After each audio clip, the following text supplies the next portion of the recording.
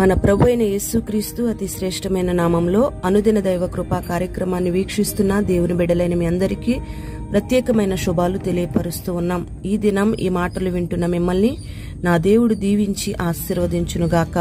సమూయేలు 2వ గ్రంథం 7వ అధ్యాయం 29వ వాక్యంలో, నా కుటుంబము నిత్యము నీ సన్నిధిని ఉండునట్లు దానిని ఆశీర్వదించుము అని దావీదు దేవునికి ప్రార్థన చేయడాన్ని గురించి ఇక్కడ రాయబడి ఉంది. ప్రియ దేవుని బిడ్డలారా, మరి మన కుటుంబాలు కూడా ఒక నిజమైన క్రైస్తవ కుటుంబాలుగా మార్చబడాలి అనేదే దేవుని యొక్క సంకల్పం. ఇక్కడ దావీదు తన కుటుంబాన్ని గురించి ఒక మంచి ఆలోచన కలిగి ఉన్నాడు. అందుకే దావీదు యొక్క కుటుంబం దినదినము కూడా వర్ధిల్లుతూ వచ్చింది. దావీదులో ఉన్న ఆశను బట్టి ప్రభువు కూడా అతన్ని ఆశీర్వదిస్తూనే ఉన్నాడు. దీనస్థితిలో ఉన్న దావీదును దేవుడు జ్ఞాపకం చేసుకుని ఒక ఉన్నతమైన సింహాసనాన్ని అనుగ్రహించాడు. కారణం ఏమిటంటే దావీదు తన హృదయంలో ఒక మంచి ఆలోచన కలిగి ఉండటమే. ప్రియ దేవుని బిడ్డలారా, మరి దేవుని సన్నిధికి వెళుతున్న మన జీవితాల్లో కూడా దావీదులో ఉన్నటువంటి మంచి ఆలోచనను మనం కలిగి ఉండాలి. అప్పుడే ప్రభువు మన కుటుంబాలను వర్ధిల్ల చేస్తాడు. ఈ లోకంలో ఒక నిజమైన క్రైస్తవ కుటుంబాలుగా, నిజమైన దేవుని బిడ్డలుగా మనం జీవించగలుగుతాం. దావీదు ఈ రీతిగా ఆశీర్వదించబడడానికి గల కారణం ఏమిటి అని మనం ఆలోచన చేస్తే, దావీదును గురించి దేవుడే మంచి సాక్ష్యం ఇస్తున్నాడు. అంతేకాకుండా తన శత్రువైనటువంటి సౌలు కూడా ఒక మంచి సాక్ష్యాన్ని ఇస్తూ ఉన్నాడు. మరి ఈ దినాలలో అనేక మంది క్రైస్తవులు అనబడుతున్న వాళ్ళు సంఘానికి వెళ్తున్నారు. మరి సంఘానికి వస్తున్న నీ జీవితంలో నీ కుటుంబం వర్ధిల్లాలి అంటే, నీ సమస్యలన్నీ కూడా తీర్చబడాలి అంటే, మొదటిగా ఈ లోకంలో నువ్వు దేవుని బిడ్డగా ఒక మంచి సాక్ష్యాన్ని సంపాదించుకోవాలి. దేవుని దగ్గర, మనుషుల దగ్గర కూడా నువ్వు ఒక మంచి సాక్ష్యాన్ని పొందుకోవాలి. అప్పుడే నువ్వు నీ కుటుంబం ఒక నిజమైన క్రైస్తవ కుటుంబంగా పిలువబడుతుంది. మరి ఈ దినాన మనం గమనిస్తున్న బాధాకరమైన విషయం ఏమిటంటే, ఈ దినాన అనేక మంది క్రైస్తవులు అనబడుతున్న వాళ్ళు, దేవుణ్ణి ఆరాధిస్తున్న ప్రజలు ప్రభువు ఎదుట మంచి సాక్ష్యాన్ని సంపాదించుకోలేకపోతున్నారు. మనుషుల ఎదుట కూడా ఒక మంచి సాక్ష్యాన్ని సంపాదించుకోలేకపోతున్నారు. పరిశుద్ధ గ్రంథంలో యోహాను సువార్త 4వ అధ్యాయం 39వ వాక్యంలో ఒక స్త్రీని మనం గమనిస్తే, ఆ స్త్రీ యేసయ్య వద్దకు వెళ్లి తన జీవితాన్ని మార్చుకొని తర్వాత తన గ్రామంలోకి వెళ్లి అనేక మంది ఎదుట తన్ను తాను కనపరుచుకొని ఒక మంచి ప్రవర్తన ప్రవర్తించింది. దాన్ని బట్టే యేసయ్యందు అనేక మంది విశ్వాసం ఉంచారు. ఒక నిజమైన క్రైస్తవ బిడ్డ, ఒక నిజమైన క్రైస్తవ కుటుంబం అనడానికి గుర్తేంటంటే, వారి జీవితంలో వాళ్ళు సంపాదించుకున్న మారు మనస్సు అనుభవమే.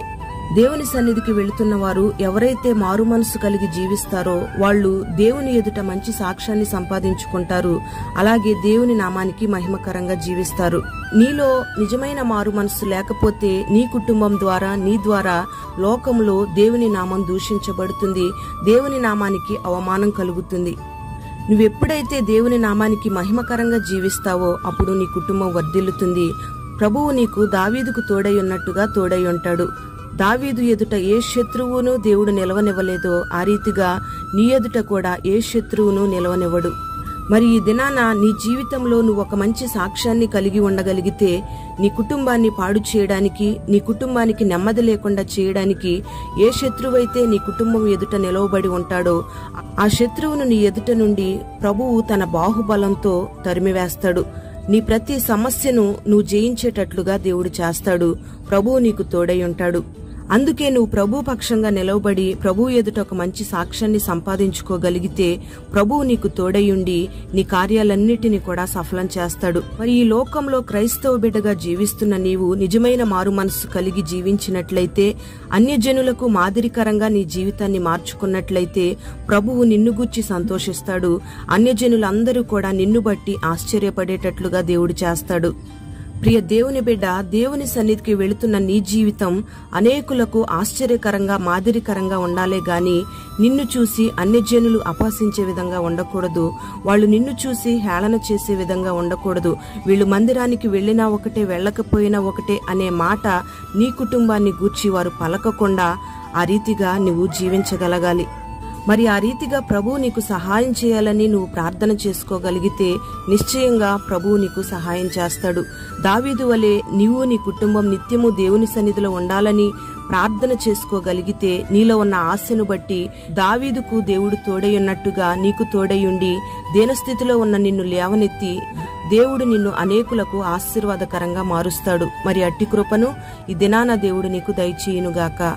ప్రార్థన. పరిశుద్ధుడైన తండ్రి, ప్రేమ కలిగిన దేవా, నీకు స్తోత్రం చెల్లిస్తూ ఉన్నాం. ఈ దినాన ఈ మాటలు విన్నని బిడ్డలందరినీ కూడా మీరు పేరు పేరున దీవించండి. దావీదు తన కుటుంబాన్ని గూర్చి ఒక మంచి ఆలోచన కలిగి నీ సన్నిధిలో ఉండాలని ఆశపడి దాని నిమిత్తమే ప్రార్థన చేసినప్పుడు మీరు దినదినము దావీదు కుటుంబాన్ని వర్ధిల్ల చేసినట్లుగా మీరు మాకు తెలియపరుస్తూ ఉన్నారు. ఈ మాటలు వినని బిడ్డలందరూ కూడా నీ ద్వారా సాక్ష్యం సంపాదించుకునేటట్లుగా, మనుషులందరి ద్వారా మంచి సాక్ష్యాన్ని సంపాదించుకునేటట్లుగా నీ బిడ్డలకు కృపను అనుగ్రహించండి. నిజమైన క్రైస్తవ కుటుంబాలుగా ప్రతి కుటుంబం జీవించడానికి మీరు సహాయము చేయండి. నీ బిడ్డలను బట్టి అనేక మంది నీ వైపు త్రిప్పబడడానికి మీరు సహాయము చేయండి. ఈ లోకంలో అన్యజనులకు హాస్యాస్పదంగా ఏ ఒక్కరూ ఉండకుండా అనేక మంది అన్యజనులకు ఆశీర్వాదకరంగా, ఆశ్చర్యకరంగా ఉండేటట్లుగా మీరు సహాయము చేయండి. అట్టి సాక్ష్య జీవితాన్ని నీ బిడ్డలకు మీరు దయచేసి దావీదులో ఉన్న ఒక మంచి ఆశను, ఆలోచనను నీ బిడ్డలందరికీ మీరు కలుగు చేసి ప్రతి కుటుంబాన్ని దీవించి ఆశీర్వదించి మహిమ మీరు పొందుకొనమని యేసు పేరట వేడుచు ఉన్నాము తండ్రి. ఆమేన్.